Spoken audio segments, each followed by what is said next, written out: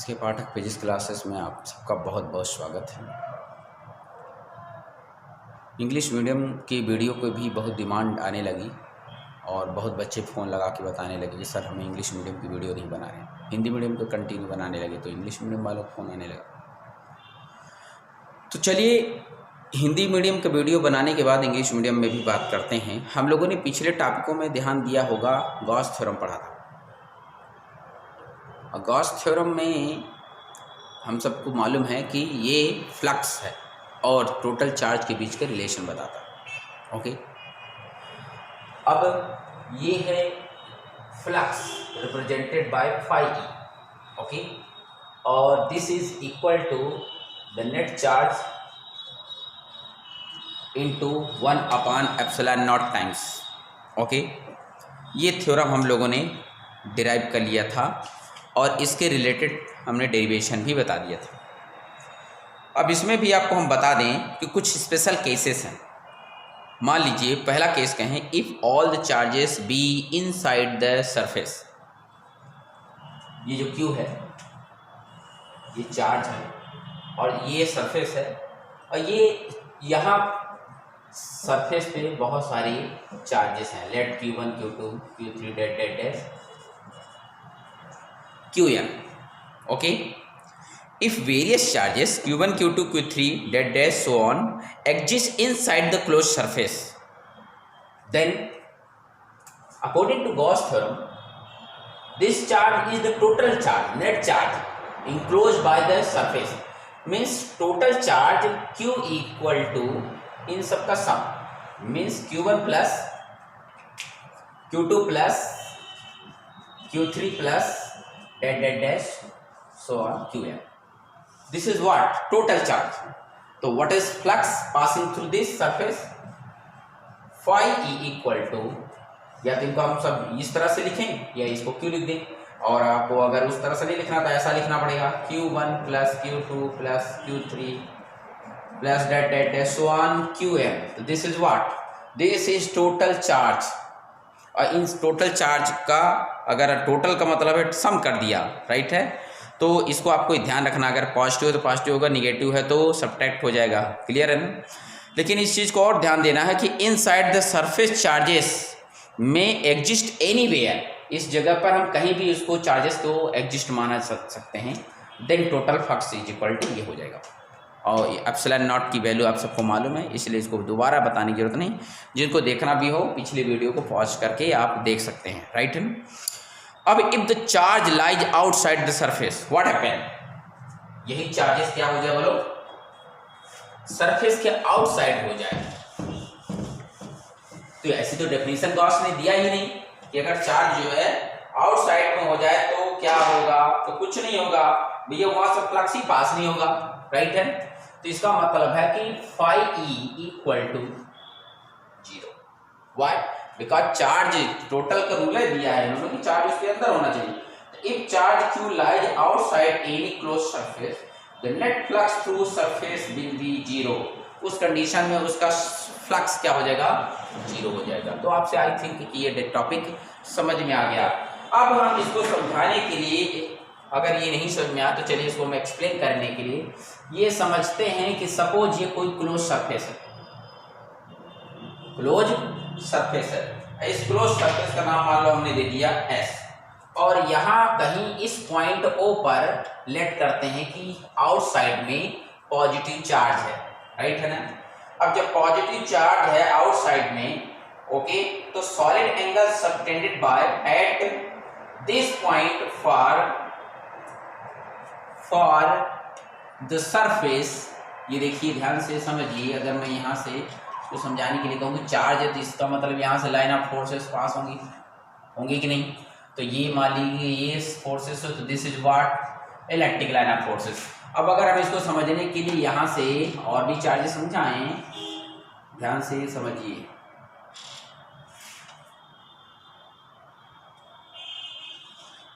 Similarly यहां से इस तरह से हम लाइन ड्रॉ करके दिखाएं,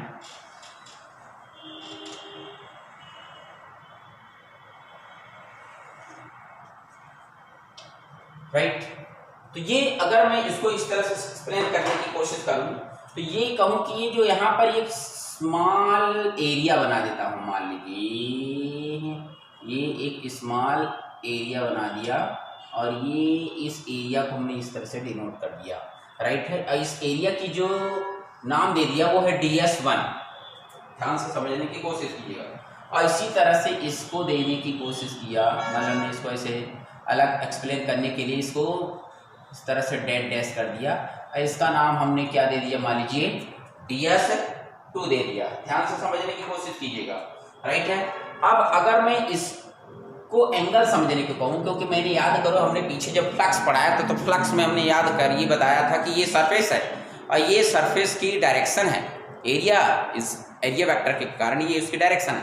तो जो भी एंगल बनेगा वो इलेक्ट्रिक फील्ड का इसके साथ बनेगा विथ डायरेक्शन, न कि इस सरफेस के साथ। इसका मतलब ये है कि अगर हम यहाँ पर इसकी डायरेक्शन निकालते हैं तो लेट करते हैं कि this is what direction of DS1, और इसी तरह से इसकी भी यहाँ से क्या होगी बोलो, डायरेक्शन होगी। ये क्या मान लिया बोलो, DS2, क्लियर है। अब जब DS1 DS2 मान लिया तो हम आपको बात करें कि ये जो एंगल जनरेट होता है, हम लोगों ने पीछे पढ़ा है solid angle represented by d omega, और यहाँ पर भी जो एंगल बनेगा, हालांकि इस एंगल को अभी हम बाद में बात करेंगे, ये मान लेते हैं कि एंगल θ1 है और ये एंगल कितना है, मान लो θ2 है, कि वो तो बात की बात है कि यहाँ से ये जो एंगल जनरेट हो रहा है this is what solid angle represented by d omega. यानी ये d ओमेगा सॉलिड एंगल इस सरफेस के लिए और इस सरफेस के लिए आप देख सकते हैं कि कॉमन है, इक्वल है, राइट है ना। यहाँ मैं कहना चाहूंगा कि solid angle subtended bye the surface DS1 and surface DS2 is same, which is what d omega. Solid angle को किससे रिप्रेजेंट करते हैं बोलो, d ओमेगा से। और इसको हम एक बार सॉलिड एंगल की डेफिनेशन पीछे पढ़ा चुके हैं, याद हो तो। और उसके बाद हमने आपको बताया था कि सॉलिड एंगल की जो वैल्यू होती है, न याद हो तो हम फिर से बता देते हैं, DS cos theta divide by क्या, R²। और अगर हम टोटल निकालना चाहें तो ये वैल्यू जो है इंटीग्रेट हो जाती है, 4 पाई के इक्वल होती है। तो वो तो बात की बात है, राइट। तो उसको हम निकाल लेंगे। चलिए, तो हम लोग इस फार्मूले के हिसाब से दिखाते हैं कि इलेक्ट्रिक फ्लक्स निकालते हैं, एक बार इस सरफेस से और एक बार इस सरफेस से। ओके, तो चलिए स्टार्ट करते हैं। पहले किस सरफेस की बात करते हैं, DS1, फिर किसकी बात करते हैं बोलो, DS2। तो लिखेंगे, क्या लिखेंगे, electric flux, electric flux, electric flux passing through close surface DS1, close surface DS1। और इसका फार्मूला सबको मालूम है, d∅1। याद करो फार्मूला हमने पढ़ा है EDS cos थीटा, याद है। इसका नाम EDS1 होगा और इसमें cos थीटा 1 होगा। गॉट इट की नहीं, बिल्कुल गॉट इट। अब फॉर दिस θ1 की वैल्यू आप देखो 90 डिग्री से ज्यादा है, you know that θ1 is greater than what 90 degree. और आप सबको मालूम है cos 90 की किसी भी वैल्यू जो मैक्सिमम 90 से ज्यादा की हो, उस कंडीशन में cos की वैल्यू निगेटिव हो जाएगी। अब अगर हम यहाँ पर ये वैल्यू पुट भी करेंगे कुछ भी 90 से अब, तो ये वैल्यू पूरा का पूरा निगेटिव करेगा। इसका मतलब ये है कि this d∅1 equal to -EDS1, clear है ना, क्योंकि cos थीटा की वैल्यू 90 से अबव करने से क्या हो रही है बोलो, नेगेटिव। अब E की वैल्यू फ्रॉम दिस, इससे चार्ज से जो इलेक्ट्रिक फील्ड जनरेट होगा उसकी भी वैल्यू आप सबको मालूम हो, तो पुरानी बात है, इलेक्ट्रिक फील्ड, राइट। तो E इक्वल टू होता है 1/4πε0 Q डिवाइड बाय क्या, R²। तो भैया ये E की वैल्यू उठा के यहाँ पर हम लोग क्या करें, सब्स्टिट्यूट कर देते हैं। ध्यान से समझने की कोशिश कीजिए। यहाँ जैसे पास करेंगे तो what will get, d∅1 equal to minus, और ये वैल्यू पुट कर दीजिए, तो -1/4πε0 Q divide by R² DS1। अब देखो, अभी हम 2 मिनट पहले बताए हैं कि DS cos theta upon R² is what, d omega. इसका मतलब ये है कि यहाँ पर ध्यान से देखिए तो Q अपॉन, ये पूरा का पूरा नोट करिए माइंड में तो क्लियर हो जाए। तो ये आपका minus Q upon 4 pi epsilon not, और यहाँ पर ds cos थीटा 1 तो 90 प्लस है अपान ये, तो ये हो जाएगा what, solid angle represented by कितना बोलो, d ओमेगा, और ये हो गया d फाई 1। क्लियर है कि नहीं? तो this is the flux passing through ds1, am right. अब हम जब इस एरिया से भी निकाल सकते हो तो क्या इससे फ्लक्स नहीं निकाल सकते हैं? बिल्कुल निकाल सकते हैं। तो क्या लिखेंगे, similarly the flux emerging from surface area ds2, यहां आप नोट करेंगे ds2, चलो हम यहीं पर लिख देते हैं, आप अलग से लिखेंगे। और इसका नाम मान लो हमने क्या दे दिया बोलो, d फाई 2, यहाँ ds2 cos थीटा 1 की जगह पे क्या दे दिया, मान लो cos थीटा 2। अब आप यहाँ नोटिस कीजिए तो दिस थीटा इज व्हाट, आप देखिए लेस देन 90 है, राइट है ना, एक्यूट एंगल है, राइट। तो मैं नहीं पढ़ा रहे, आप समझिए 90 से बिलो है, और cos की 90 से वैल्यू हमेशा पॉजिटिव होती है, यानी ये वैल्यू क्या हो जाएगी, पॉजिटिव। तो d phi 2 is equal to what, positive, और ई की वैल्यू वही रहेगी। इसका मतलब है कि d फाई 2 की वैल्यू निकालेंगे तो यही सेम वैल्यू आएगी, और लेकिन किस में आएगी, पॉजिटिव में आएगी। तो चलिए ये वैल्यू किस में हमने लिख दिया बोलो, पॉजिटिव में। क्लियर है? और इसको इक्वेशन क्या मान लिया बोलो, सेकेंड। अब नेट फ्लक्स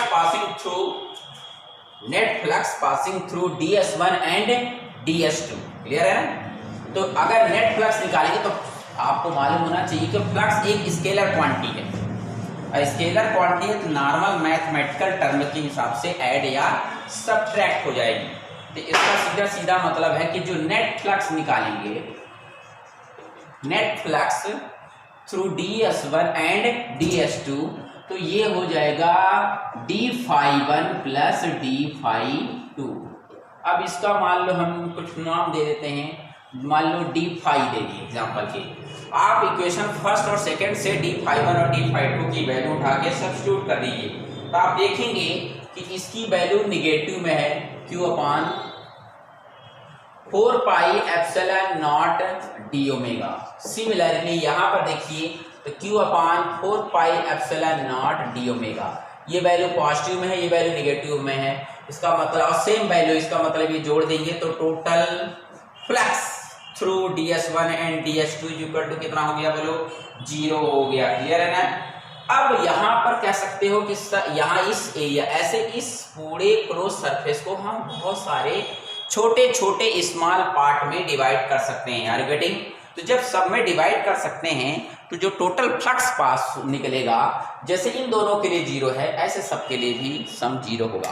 तो इसका मतलब सीधा सीधा है कि यदि चार्ज आउटसाइड हो और किसी क्लोज सरफेस से टोटल फ्लक्स पूछा जाए तो the total flux passing through surface will be 0 if the charge lies outside the surface. Got it? तो आई थिंक कि आपको ये कॉन्सेप्ट क्लियर हो गया होगा, और आपसे कोई समस्या होगी तो आप लोग पूछ सकते हैं, कोई डाउट नहीं होनी चाहिए। और गॉस थ्योरम आपको बता दूं कि सिर्फ और सिर्फ क्लोज सरफेस के लिए ट्रू है, कोई भी शेप हो, कोई भी साइज हो, इससे कोई मतलब नहीं है, राइट है ना। Gauss theorem is true for field which obeys the inverse square law, ये इसको भी ध्यान से समझ लीजिएगा, कहीं पेपर में पूछना बैठे तो वीडियो पास करके आप लोग एक एक पॉइंट को सुन लीजिएगा, समझ लीजिएगा। क्लियर है? अच्छा, अब हम छोटी सी बात आपको लेकर के और समझाने की कोशिश करते हैं। एक बहुत बढ़िया क्वेश्चन बोर्ड में आ चुका है, तो लिखते हैं calculate electric flux linked with 1 coulomb of charge. Question note कर लीजिएगा और इसका आंसर सुनिए।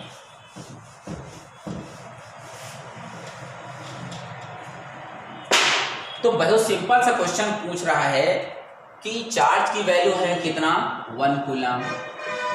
चार्ज की वैल्यू है कितना, 1 कूलम। और इस क्वेश्चन को ध्यान समझिए, इससे इन्होंने पूछ दिया कि इलेक्ट्रिक फ्लक्स कितना इससे पास हो रहा है। तो बड़ी सिंपल सी बात है भाई, हम लोगों को फार्मूला मालूम है, इसके हिसाब से वैल्यू सब्स्टिट्यूट कर देते हैं, आंसर आ जाएगा। कोई दिक्कत वाली बात हो तो बता दीजिए। तो you know that by the Gauss theorem, क्या कहता है Gauss theorem, flux equal to Q divide by epsilon naught. Q की वैल्यू 1, एप्सिलॉन नॉट की वैल्यू 8.854 इंटू 10⁻²। ये कई बार बोर्ड में पूछा गया, इसको ध्यान समझिए। और यूनिट होती है कूलम स्क्वायर पर न्यूटन मीटर स्क्वायर। बहुत इंपॉर्टेंट टॉपिक है। अब इसका सलूशन करिएगा, जो भी आंसर आएगा आप लोग हमको बाद में आंसर सही बताइएगा। हम अभी समझने के लिए डायरेक्ट आंसर लिख देते हैं। 1.13 इंटू 10⁻11। अब चूंकि फ्लक्स है तो इसकी यूनिट उल्टा हो जाएगी, newton metre square per coulomb square. Newton metre square per coulomb. तो this is what very important question. और ये क्वेश्चन बोर्ड में आया है, आप लोगों को ध्यान से सुनना है और समझना है। क्लियर है? कोई दिक्कत हो तो पूछ लीजिएगा। अब एक और हम आपको इसी का उल्टा क्वेश्चन कर दें। जैसे अभी पीछे टॉपिक हम लोगों ने पढ़ा कि कुछ ऐसा पढ़ा था कि जो फ्लक्स होता है वो टोटल फ्लक्स क्या होता है? 0 होता है। राइट है ना? टोटल फ्लक्स क्या होता है बोलो? 0 होता है। यदि चार्ज आउटसाइड में हो तो क्या हम लोग इसका उल्टा क्वेश्चन नहीं कर सकते? क्या क्वेश्चन है सुनिए। Prove that net electric flux passing through a close surface be 0, then charge enclose by the surface inside is also 0। यदि फ्लक्स क्लोज सरफेस से पास होने वाला 0 है तो अंदर टोटल चार्ज भी क्या है? 0 है। तो इस क्वेश्चन का भी आंसर देखने की कोशिश किया जाए। बड़ा सिंपल सी बात है। इस क्वेश्चन का आंसर जो है हम लोग नेक्स्ट वीडियो में देखेंगे। और कोई क्वेश्चन होगा तो आप लोगों को समझना और पूछना है। ठीक है ना? तब तक के लिए जय हिंद।